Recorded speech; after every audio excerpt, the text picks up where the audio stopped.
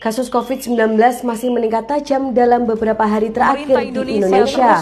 Hal ini terlihat dari adanya penambahan kasus harian, angka kematian, dan jumlah pasien yang dirawat di rumah sakit secara signifikan. Berdasarkan data Satuan Khusus Penanganan COVID-19.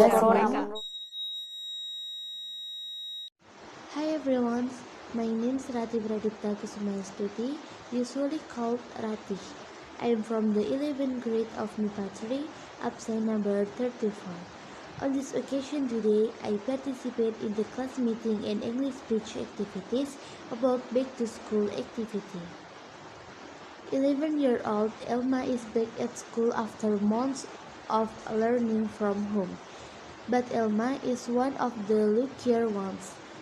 Most of the nation's 68 million students still have to study from home. However, districts in about half of the country's 34 provinces have started opening some schools. And things look a lot different than they did before COVID-19 reached Elma Island last year. First, she has to wear a mask from the moment she leaves home until she returns. All children and teachers have their temperatures checked daily, and hand washing with soap or the use of hand sanitizer is compulsory before class. Inside the classroom, desks are spaced apart and class have been cut in half. We have split our students into 2 groups to make sure the classrooms are not overcrowded.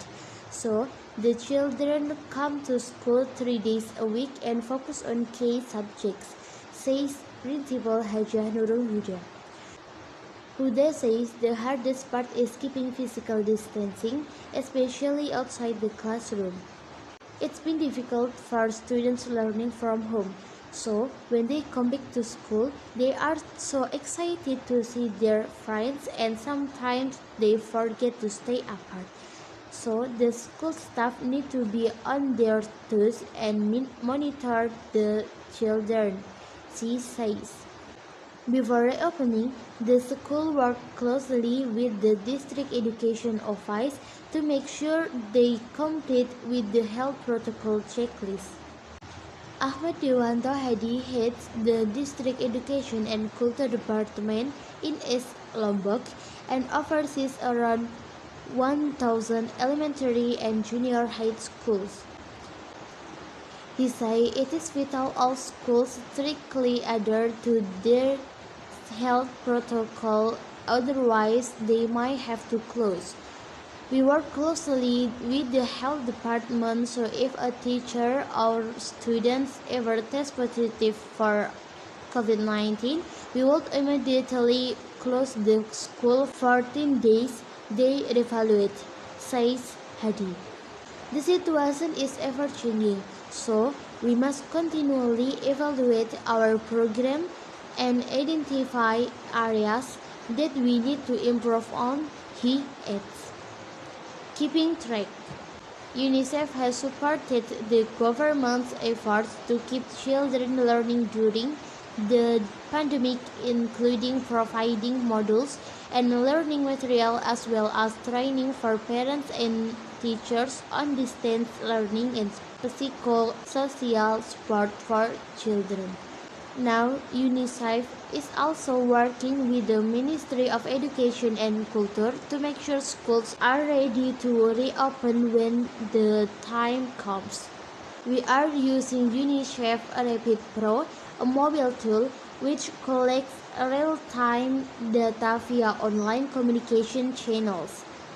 We receive update information from school to see if they have met the health protocol requirements before they reopen. Nugroho Warman. Data shows that 47% of children study just 1 to 2 hours per day, and 35% said they had poor or no internet access. In addition, about a third of children said they have a hard time concentrating on subjects. Of course, we understand schools are closed in higher risk areas, but learning from home has affected children directly. on their education and their mental and social health. He adds. So the sooner we can reopen schools safely, the better. He adds. Back in Lombok, Elma says she is very happy to be in a class again because she misses her friends and her teacher. It's a bit lonely learning from home, but I always told myself to never give up hope, she says. For children like Elma, learning this past year has been a lesson in itself, a lesson in patience and perseverance. Thanks for watching. Sorry for all mistakes. Don't forget to like and see you.